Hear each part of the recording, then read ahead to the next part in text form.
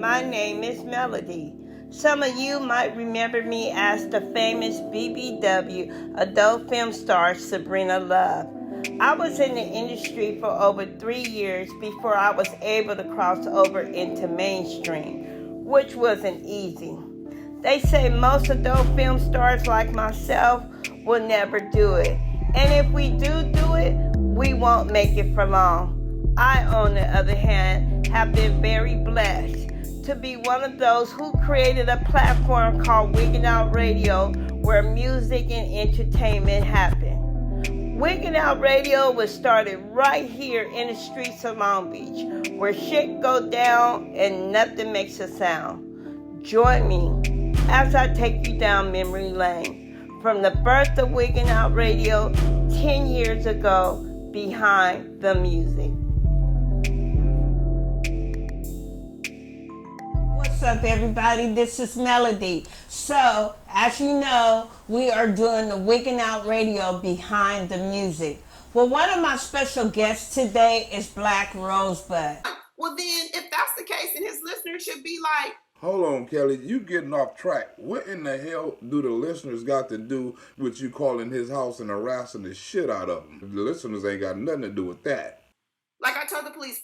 Like you called the police? Wait a minute, you called the police over an internet beef? My, have the mighty have fallen. You said your husband was gangster. I guess he's not too gangster for this YouTube beef. Please have him provide any proof. So it ain't no proof that you called Adrian? That I called one time. Well, bitch, you just pleaded guilty right there. Case dismissed.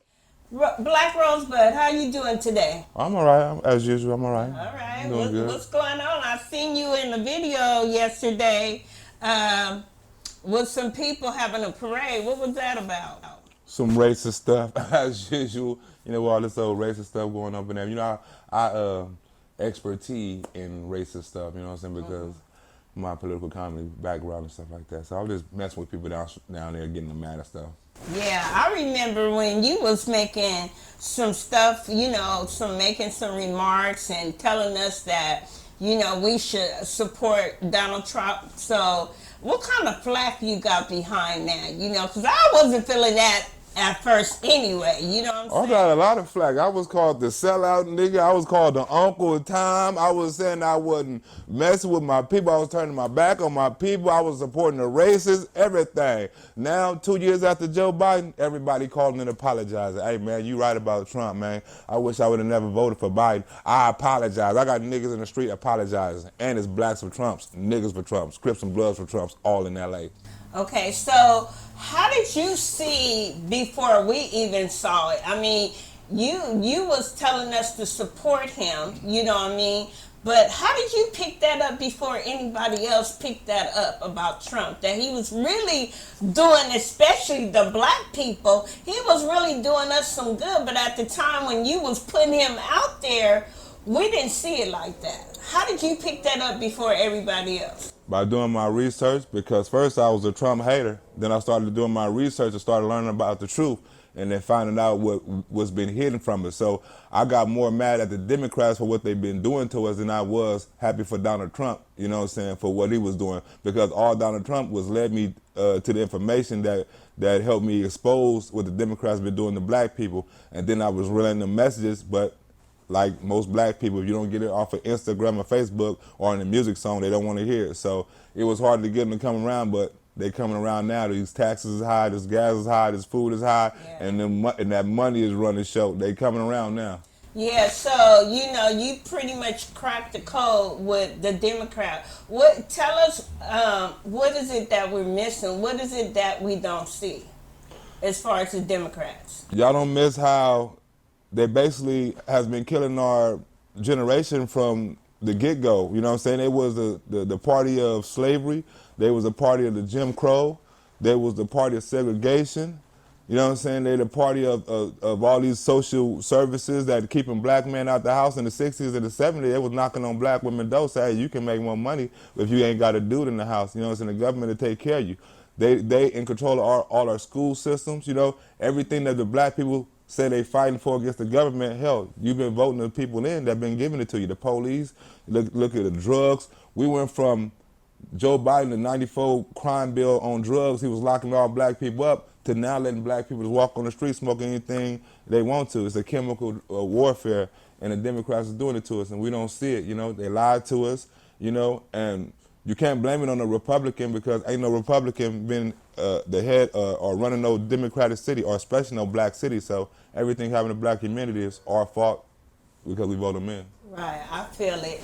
Well, I just want you to take us back and I'm going to step out, because this is all about you. And right now we're going down memory lane. So I want you to take yourself back to how you ended up on Wiggin' Out Radio. I personally don't even know how that happened. I just know you was a funny guy. And when I was introduced to you, you was just hilarious to me, So, I need you to take us back down the road, what year it was, and how you even stumbled upon Wiggin' Out Radio. I just know when I met you, you was funny as hell. You know what I'm saying? And I want to tell you, I do appreciate you being one of my co-hosts.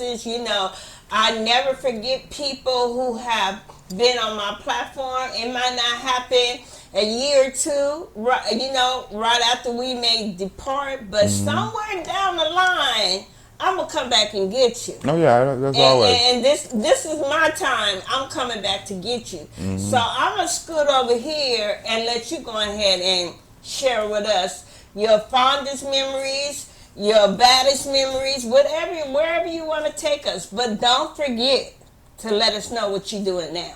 All right. All right. What's up? First of all, my name is Black Rosebud. I consider myself the hood comedian, and I think I'm the funniest dude in LA because I do all types of comedy. Before I tell you how me and Melanie met, before I let you know how me and Melody met, I'm going to take you down memory lane. First of all, I went viral with a couple of videos. A lot of people probably know me from the Kanika Jenkins videos. Old Girl Found in the Freezer in Chicago. I went viral on that a couple of times. Also went viral on the Jussie Smollett videos. I went viral on the George Floyd videos. I've been interviewed by numerous people, Roseanne Barr. I had a YouTube channel with over 600,000 subscribers. I was averaging 800,000 views a video. I was doing a lot of street interviews, a lot of political videos. I'm one of the only comedians in LA, probably in the world, could do any style of comedy. That's hosting, stand-up, skits, writing, voiceovers. I do it all.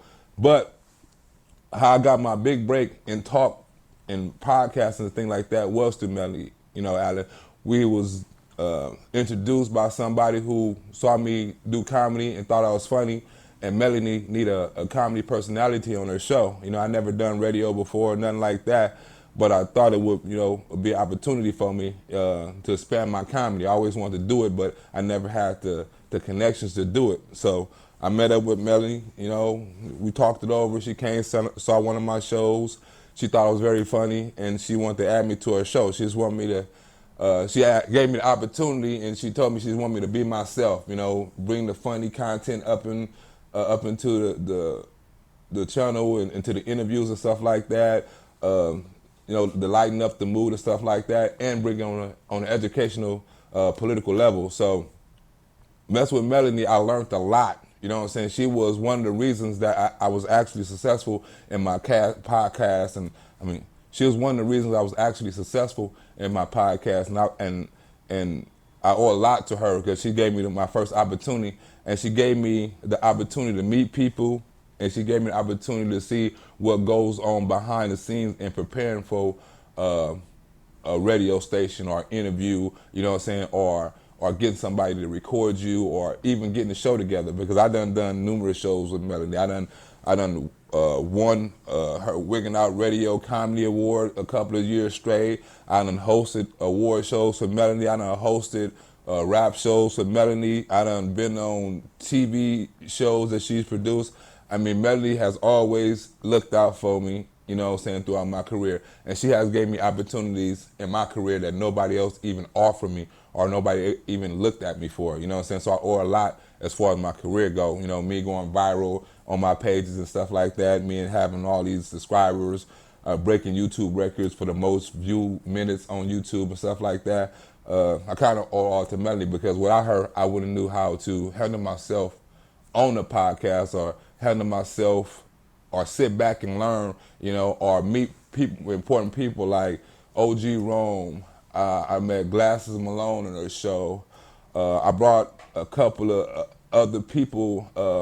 I met a couple of other people, Baby Easy son on her show. I met a couple of successful people on her show, and I have still connections with some of them people that I met on her show, and we still do shows and things like that today.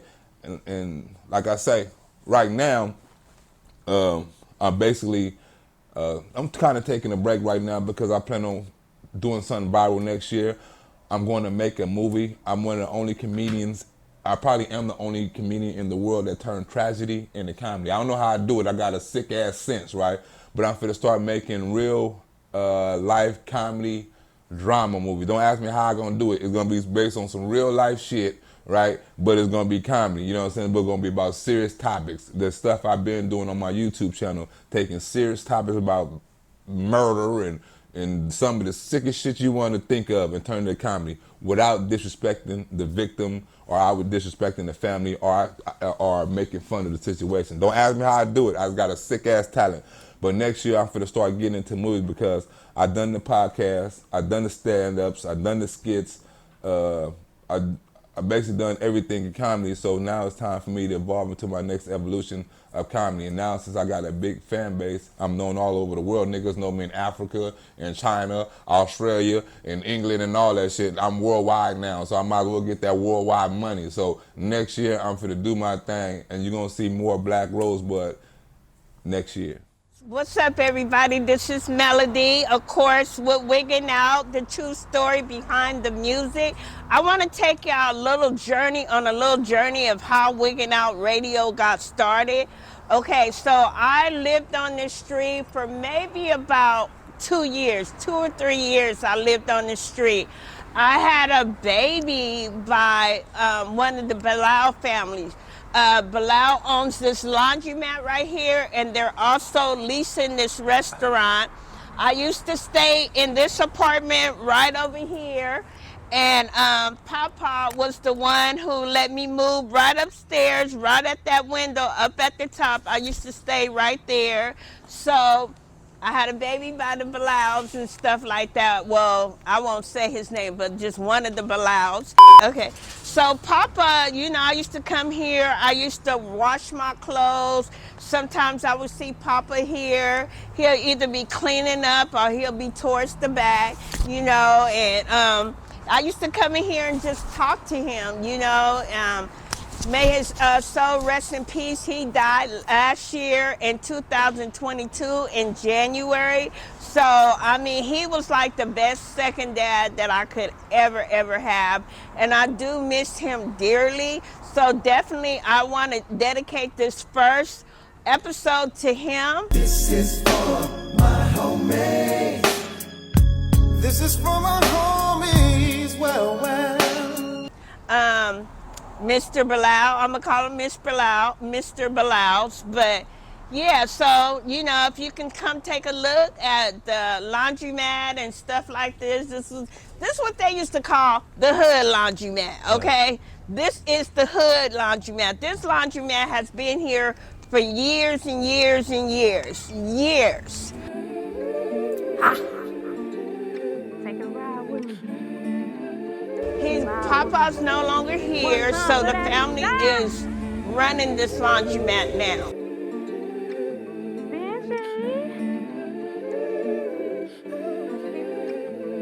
These streets. Let me talk. Oh, what, Rose? I had to take my glasses off for that. You've been doing, I've been following you. You my dog. I just want you to know you my dog. You know what I mean? We did have a mutual friend that kind of brought you to me. You know what I'm saying? But The homegirl. Yeah, the homegirl. So, and I really appreciate, I really appreciate that person doing what they did, you know, by bringing you onto the platform, because you was funny as hell. Like, sometimes I just let you take over. You and the other co-hosts, I just literally let y'all take over. Y'all used to argue. Oh yeah, we argued a lot. You know, we argue. It's like we was a damn couple, damn near. I thought we was a couple sometimes. You know, like damn, is we married or something? Like we get into a fight, like we baby mama, but Manny let us do our shit. You know what I'm saying? It was all fun and love at the end of the thing, but she gave us opportunity to do what the fuck we wanted to do, and that was big. And you know, that's what I'm about, you know, because people have talent, and I feel like Wigging Out was, you know, is a platform where we have to let people express who they are. You know, I feel like people want to control what people say and how they say it and stuff like that. I was never that type. But you was funny as hell. I had you did my the 2021 Wigging Out Hip Hop Awards. Nice. That was nice. So take us down memory lane about that a little bit. Oh, that was nice. That was one of the first award. That was actually the first award show I done, and I got a lot of offers after that. I got I got some. We shot a music video that night in the parking lot. You know what I'm saying, with Doo-Wop. We shot with Doo-Wop 300. We shot a video. And the old man of walking with a girl, and they got on me and stuff like that. And that was actually a night where I was actually put myself in a different form where I never done before, and create and have a different personality, like a real fucking host. You know what I'm saying? Like I'm Mike Epps, whoever Mike Epps or Chris Rock or whoever, without the slapping. You know what I'm saying? Like I'm one of them niggas. You know, so that was real big for me. You know, that was real big for me. Yeah, and then I put you in 2021. I put you on the red carpet. So. Oh yeah. You know, you was one of my red carpet hosts. So that was a change. That was something that you weren't quite comfortable with, and I put you in a position, you know. But it's a challenge though, and I'm thankful because you always put me in the position, you know what I'm saying, to win. And like I tell everybody, you know, the biggest thing, I think, you know what I think your biggest flaw is? What? You have too big of a heart. Because you help a lot of people out, you know what I'm saying. Much people you helped out along the way, I don't see the return. I don't see the favors. I don't see the support.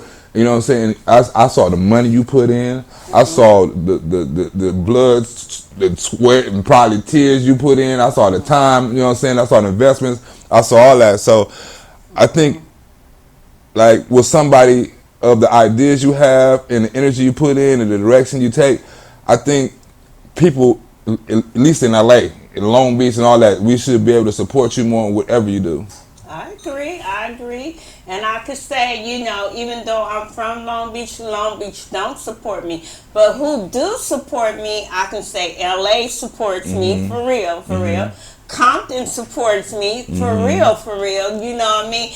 And then I think the Inland Empire is just beginning to kind of step in and start to support me. But you're right, I have, you know, but my heart, you know, I want to see us win, you know what I mean? That's the whole thing. When I started Wigginoutradio, what I want to see, you know how New York people be supporting each other. If I get on, you know, I'm going to bring you on. Exactly. So that's the kind of mentality that I had. If I get on, then I'm going to bring you on. I'm going to look out for you. But Black, me and you both know that on the West Coast, it's not like that. It's not like that. It's not like that. And it should be. We got enough talent. We got enough connections. We got enough people that's on where we should be able to bring people on. You know what I'm saying? Right. Especially somebody like you. You know what I'm saying? Like I followed my homegirl, Godbrother Funk. You know what I'm saying? That's somebody else you introduced me in. Real close friend that, you know what I'm saying, got love for and stuff like that. People like her work hard and stuff like that. People, y'all deserve a little bit more, you know what I'm saying, love than y'all getting, especially from our people, especially from women, you know what I'm saying, because absolutely. It's hard to see women in this game, you know what I'm saying, being successful. So I think more women ought to support women like you who's trying to do it in a basically a man's game, you know. Right. So absolutely. It's been tough, but I'm still here. They still, you know, haven't ran me away. You know, I was just thinking, you talking about you want to produce a show, right? I got a lot of show ideas. I got a lot of show ideas that people ain't thought of, you know what I'm saying? Because I'm a ratchet comedian, so all my shit gonna be ratchet but classy. Believe that. I would like to, produce one of your shows in 2024. I mean, you my homie. You always been there for me. All the time. You have always, no matter what. If we don't talk for a year or two, and I'll call you out of the blue, you are always there. Oh yeah, I'm always gonna be there. Like I say, I feel, you know what I'm saying, you have helped me in my career a lot, you know what I'm saying, especially giving me the opportunity in Wigginoutradio. Like I said, that was the first opportunity that I got, you know what I'm saying, and I was able to pass out what you gave me on to a lot of other different comedians, you know what I'm saying. I don't know if you know Kamira White and Precious Hardy got that show on these hoes' heads. You know, it's a popular show on All Deaf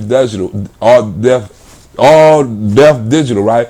And they first show was on my show. You know what I'm saying? So when I transferred your show, I was able to put other people on. And now, you know, I don't know if you know a dude named DeJuan Brown. So a lot of people that was on my show, you know what I'm saying, because the platform you gave me are now being able to have successful platforms. And they don't know they owe it to you. And that's what's up. I love to hear stories like that. And, I would love to see you do one of your movies or reality shows or whatever you want to do. I would love to be one of the investors into your upcoming project. And I'm going to stand firm on it. I'm just letting you know. It's all good. It's all good. You told me. What I'm saying? It's all good. And I'm going to push you, too. I'm going to push you. Oh, yeah. I'm going to push you.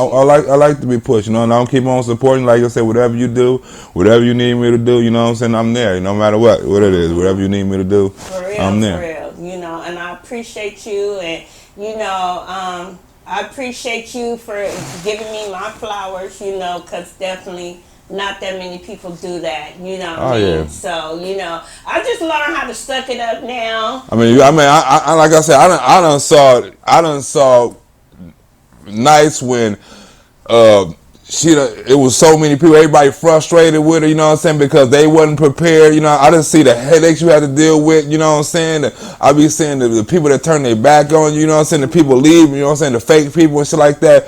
You've been in this game for a minute, you know what I'm saying. It's time for more people to give you the flower, because like I said, you have put a lot of people on, and you have gave a lot of people exposure, you know what I'm saying. Just because they didn't want to take it up and do their thing, that's not your fault. Right.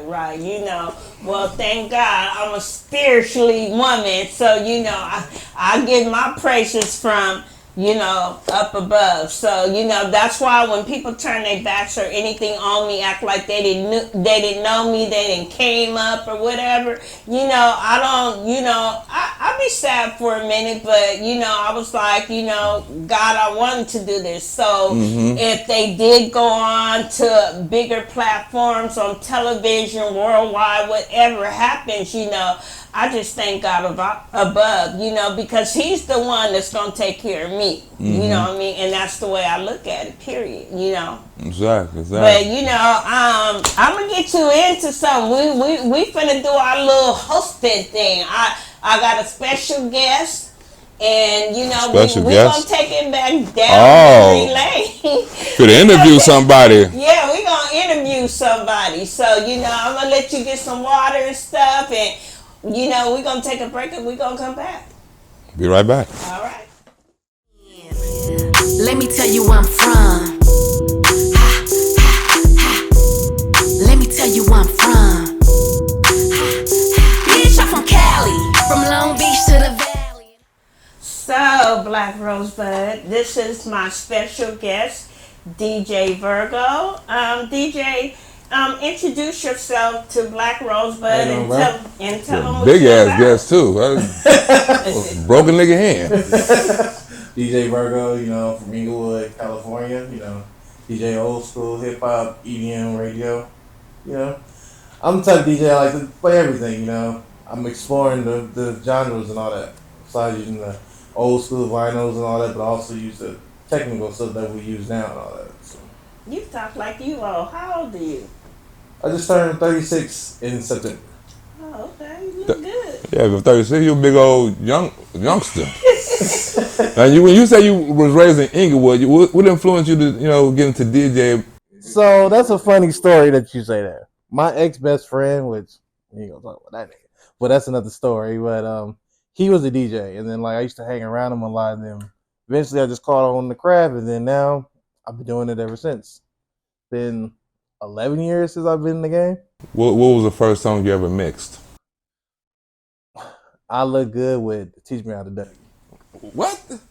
I look good with, and I look On my hood. It sound different. It would sound different. Like people think like Teach me how to do it. you probably think different, but when you listen to it, the audience gets in sync because it's the hypes it up because the BPMs are so different and all that. But it works. What's your most favorite song to mix? And now you gonna laugh at this one. This is how we do it, and bring it back. This is how we do it. That's a weird mix right there. That's like having sex in the probation bathroom. It's the elevation of hyping the song up and all that. Especially with like if I'm looping "This Is How We Do It" again over and over again, and then bring it back.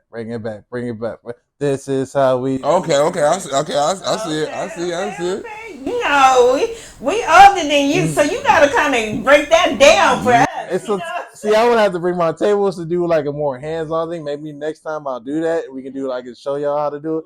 But it's just about like the flavor. Like you feed off the audience. What a lot of people don't realize, you got these youngsters. They want to listen to all that YG, Sexy Red stuff like that. But you got to blend it. You have like older people in the crowd. You have people that's from the 2000 genre. People like the 90s genre, like the 80s genre. So my mindset when I'm doing a club is like, okay, all right, I got the Sexy Red for the little youngsters, but then I got somebody over here, auntie, that want to listen to Mary J. or listen to freaking like, you want to throw the little Gladys Knight in there and all that, but also want to play the cha-cha slide, the wobble with it, the candy, or you want to really go. So you read your audience first. Yes. You read your audience. That's a good quality. Okay, what was have you ever done a show and it's like, okay, it's a possibility I could get shot at this damn show, you know? Yes, I have. Danger. What's the easiest and what's the hardest crowds to work?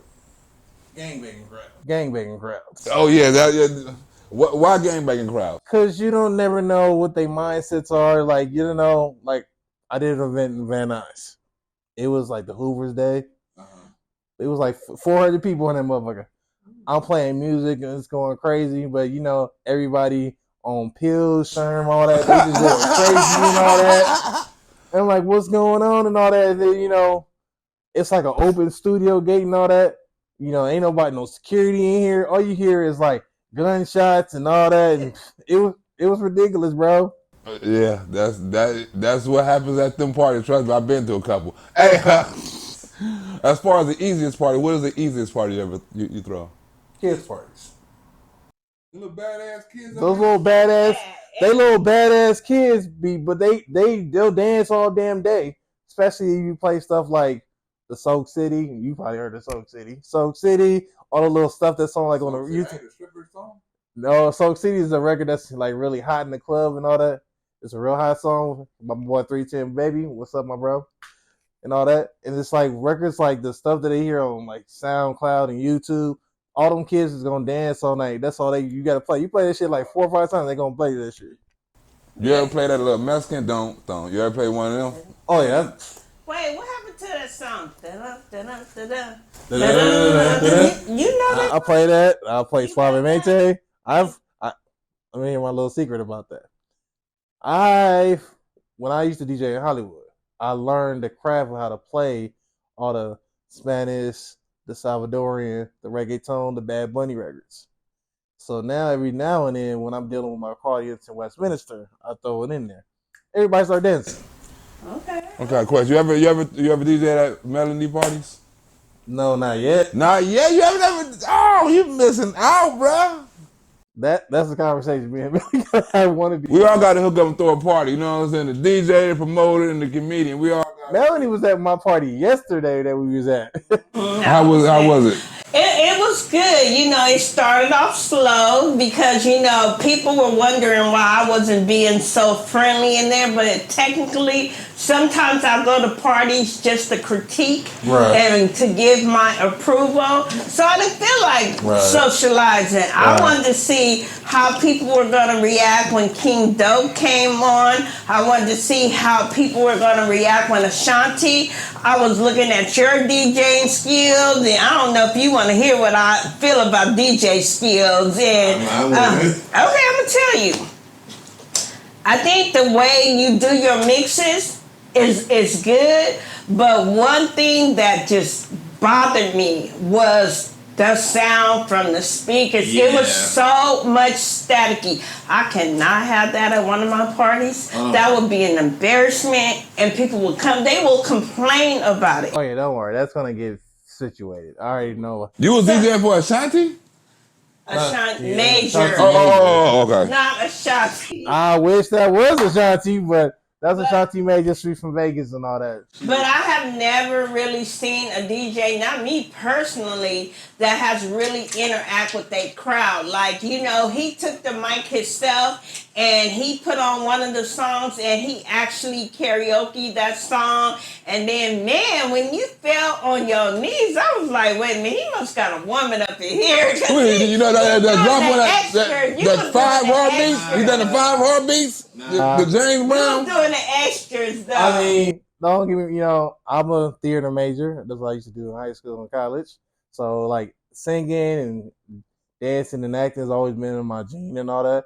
But, it's like, when we do stuff like karaoke and stuff like that, I don't mind being interactive with the audience because, like, you don't want to be just a DJ always. You sing the song, no, you got to be into it. That's why everybody started having fun and all that. It's supposed to be a fun experience and all that.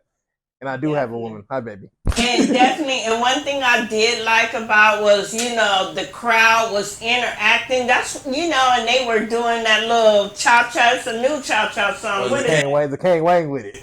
Oh, Kane Wang with it. Okay. We got a new one every 2 years. It's a motorcycle. It's a motorcycle shuffle? Yeah. They also do that. This is also the same kind of thing, but, everybody has a different name. Well, I learned something new yesterday, and I almost got up and started to do, because, I used to be a dance teacher back in the days for like 20 years, you know what I mean? So I still got it.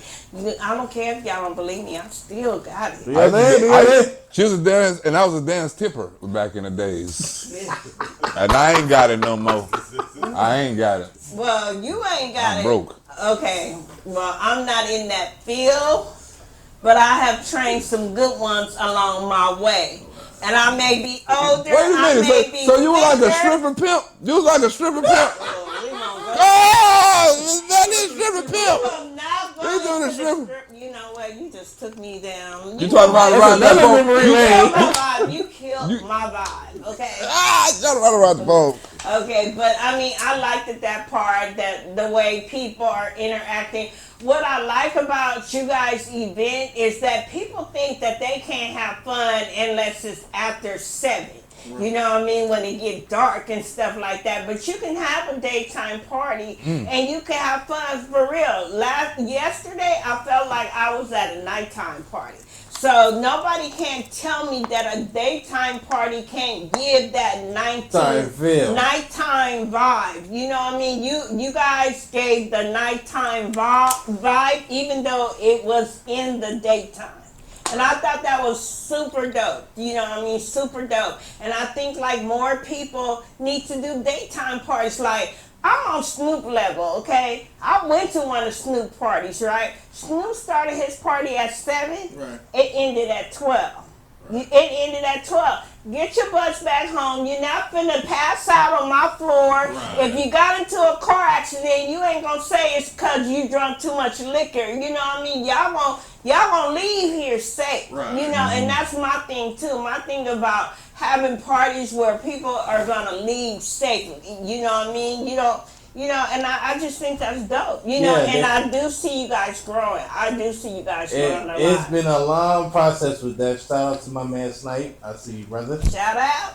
We've been doing the process for like some months now.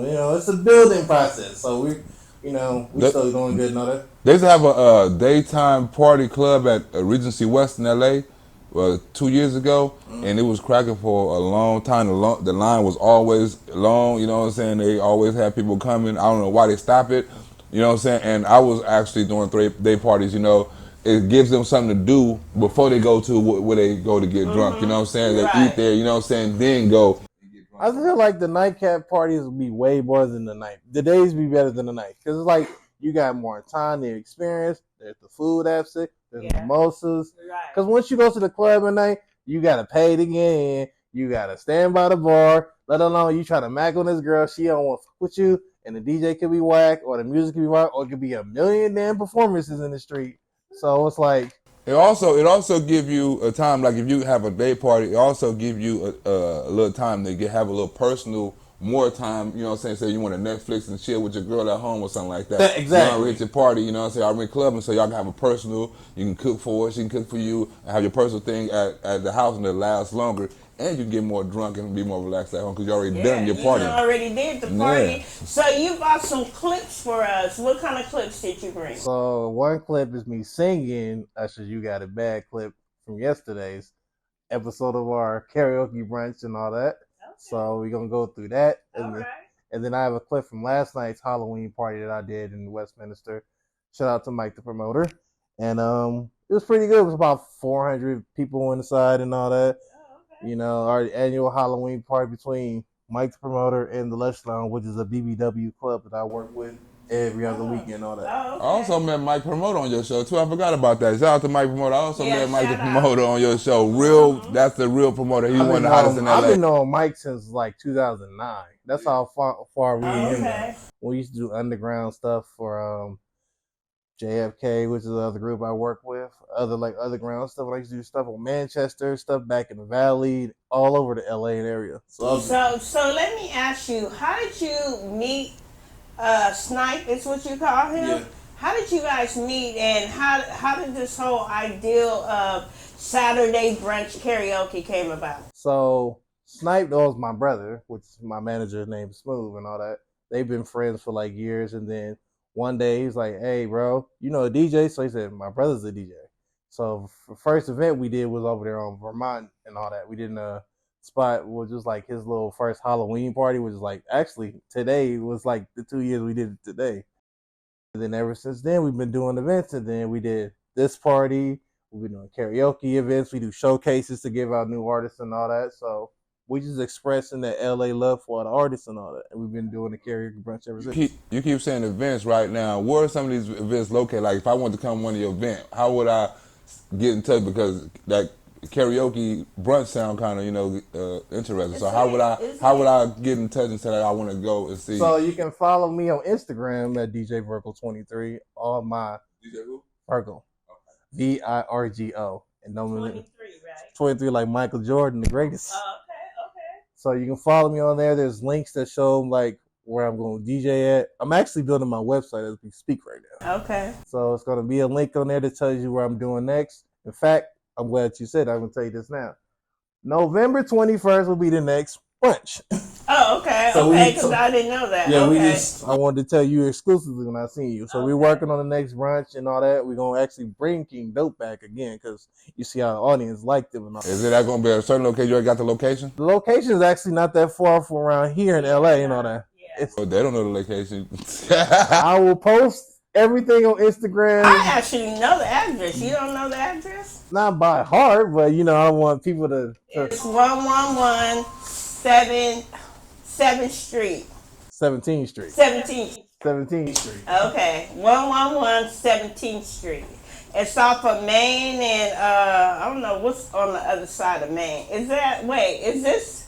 Main, Broadway, and San Pedro that way, man. It's literally like from Googling from here. It's like 5 minutes. Yeah, it's like it's off of Main, but Main is 17th Street, but it's on I don't know 17th. down here. I don't. Yeah, but it's on 17th Street.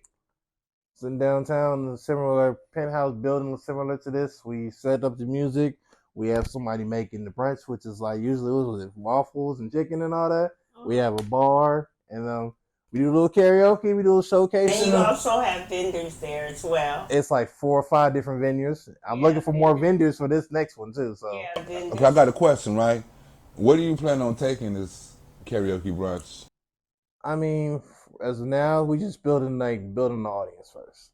And then once the audience gets built, then we can probably do like more different karaoke brunches in like different cities. Maybe like I'm thinking like after we get this situated out here, I'll probably go up north or maybe in Hollywood because I want to do one in Hollywood also. Okay. Just like downtown there. Hollywood, maybe go out to the valley and just express it out to different artists and all that. Okay. So who's the face behind Saturday Brunch Karaoke? Who is the face? Who's the CEO of it? Well, Snipes the CEO. I'm just second under command because I do all the sound and all that. Okay. And what's y'all target audience? What, like, you target adults, kids, you know? Well, right now it's just an adult audience right now. So, you know, we got to build from the ground up. Eventually we'll bring in the kids, but right now it's just the kids. What's the age? Between 18 and like 40, maybe more than Right that. now, what you're doing. Yeah. Okay. So 18-year-olds can come out to this event. I don't mind the 18-year-old kids as long as they be respectful, you know? You got a wristband now for that. I got security for that, so that's why I pay these guys and all that. What makes your karaoke different from anybody else's? The energy. Way different energy.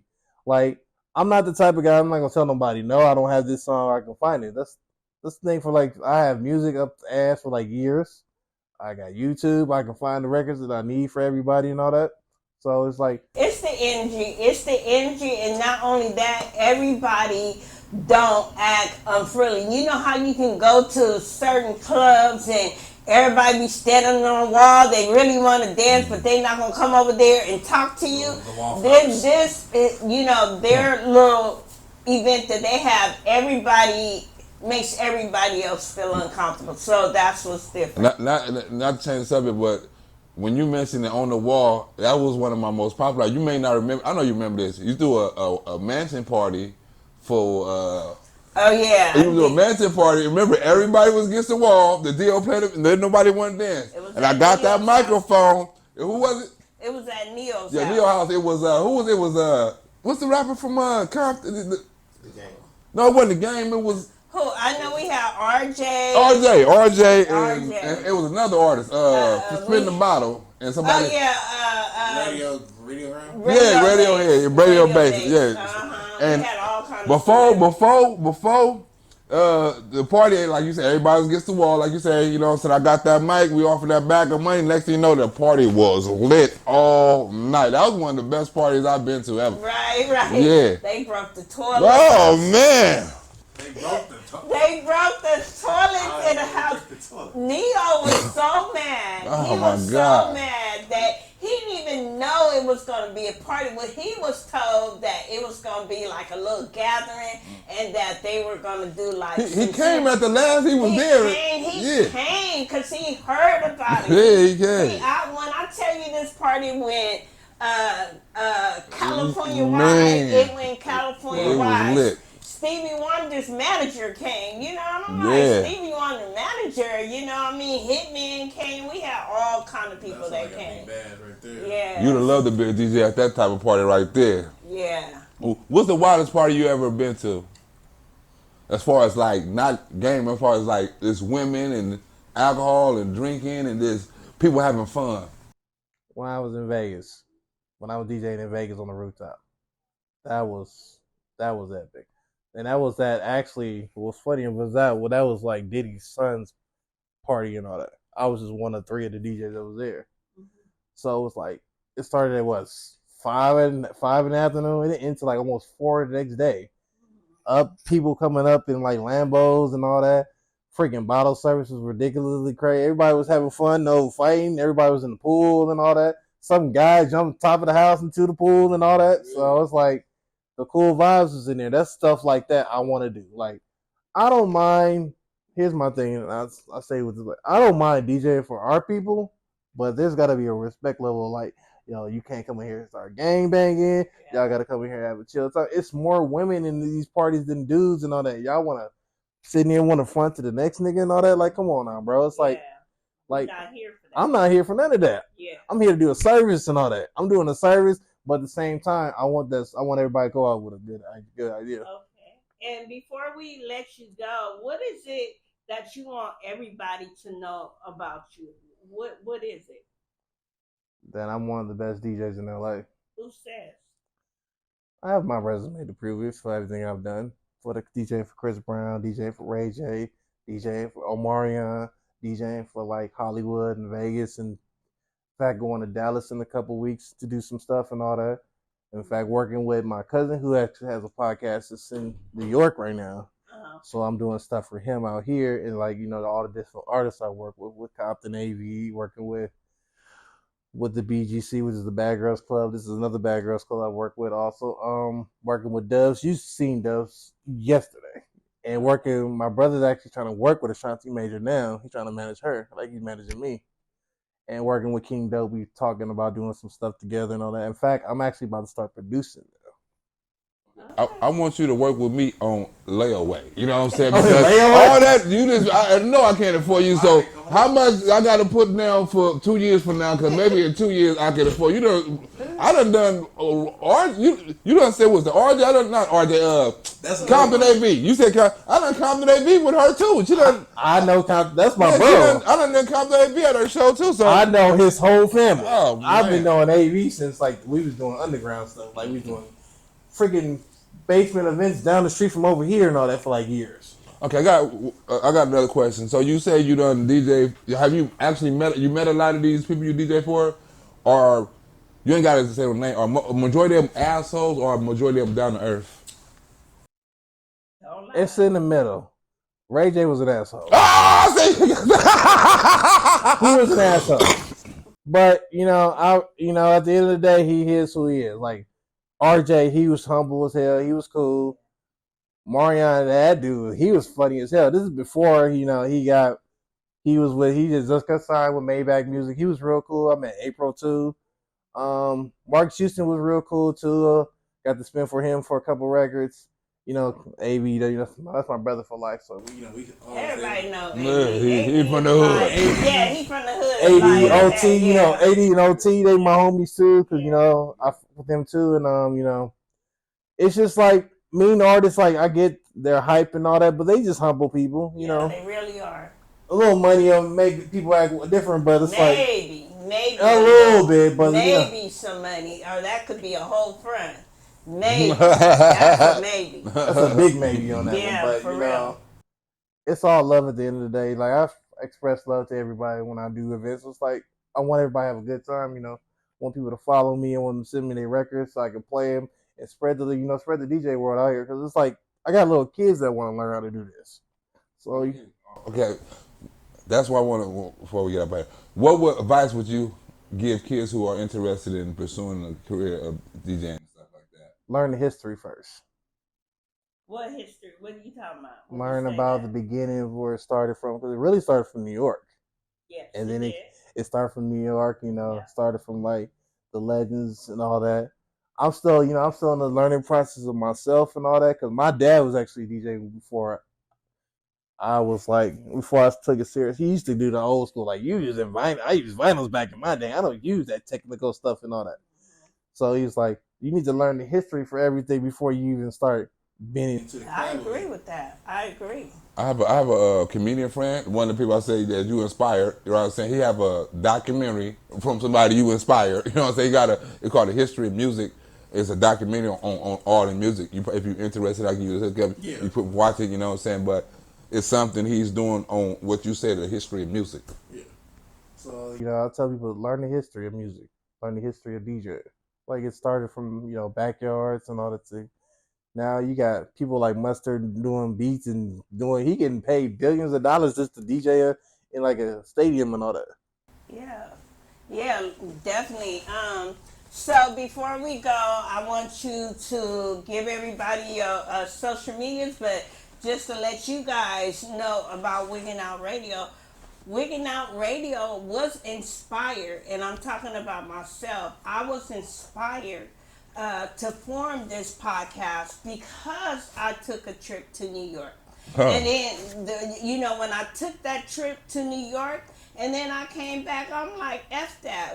I'm finna put everybody on in Cali. You know what I mean? So, Wigging Out, me, and I'm talking about myself, Melody, that's where my inspiration came from, New York. But yes, definitely give everybody your social medias. DJ Virgo 23 on Instagram, TikTok, Twitter, Facebook. You can find me on all those websites. Also, there will be I'm working on some stuff on SoundCloud with some new mixes coming out tomorrow. Okay. So, all right. Well, So you gonna be like DJ Khaled too, huh? I'm working actually. Speaking of that, I'm glad you said that because I'm actually in the studio working with like me and Chef, and I got a bunch of other ones. I'm working on like some best of LA stuff. Well, I'm Rose, definitely look forward to that. Stop with the question. No, okay. No, it wasn't. It was a joke. It was a joke. Yeah. Stop with the question. Let me tell you where I'm from. Ha, ha, ha. Let me tell you where I'm from. Ha, ha.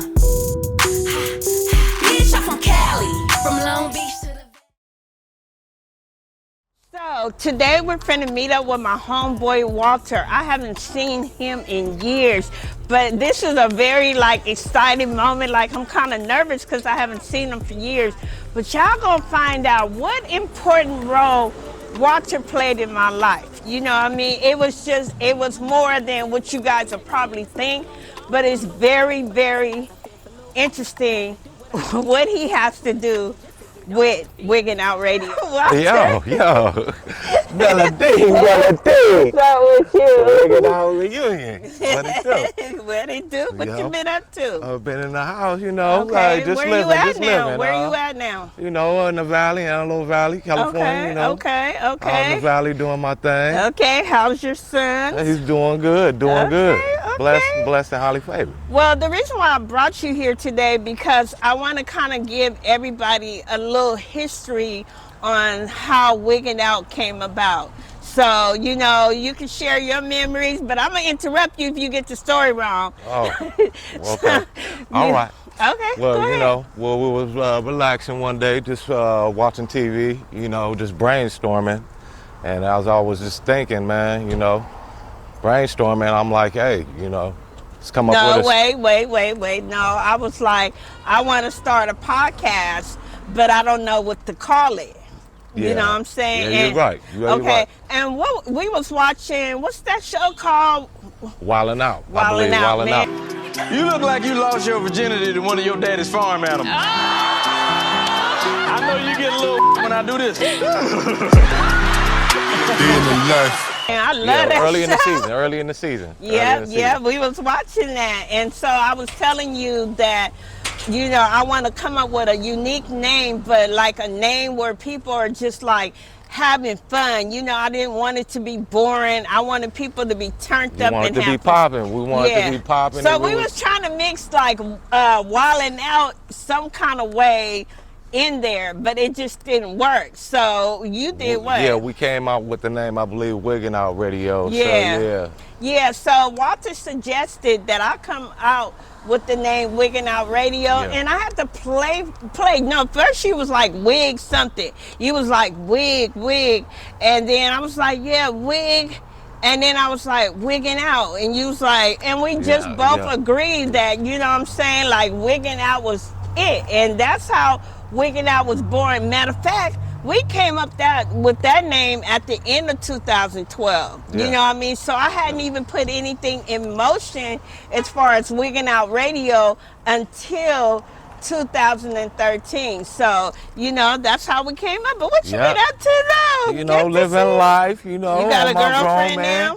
No, I'm back single, you know, I'm back on the market, so you know. Whatever. Ladies holler. That's what they all say. That's what they all say. You know, but I'm not looking right now. You know, just living life. You know, just trying to stay focused. But you know, you should have kept a real one. You should have kept a real one. Yeah. I'm a real one. Well, I see. Well, you know, game recognized game. Whatever. And you know, I'm proud of you. Thank you. And Wiggin' Out still well, going if it on, wasn't for you helping me come up with the name, you know, Wiggin' Out wouldn't be here today. You know what I mean? So that was a tight ass name, though. Yeah. That was a tight ass name. Came afar, you know what I'm saying? Yeah, you know, we didn't copy nobody or nothing. We just came up with, you know, our own unique name. And I've been trying to get you on my show for the longest. You know, I'll be here and there, but here I am. Yeah. Here I go. Damn, I finally caught you on the streets, though. I can't never get you in the studio, Stay in though. the streets, you but know what I I'm saying? catch you on the streets. Stay in the How streets. weird is that? Hey, wigging out in the house, no doubt. Okay. You know what I'm saying? Most definitely. Check it out. Hey, you want to go have lunch with me? Yeah, shit, let's go. Shit, I'm you hungry got right time? now. You ain't on nobody's clock right now, Look, are you? What time shit, you gotta be nah, I home? don't think so. What time you gotta be home? There ain't no curfew over here, girl. Who you playing with? Let's go. You don't get up out of here. Let's Make me wig out on you.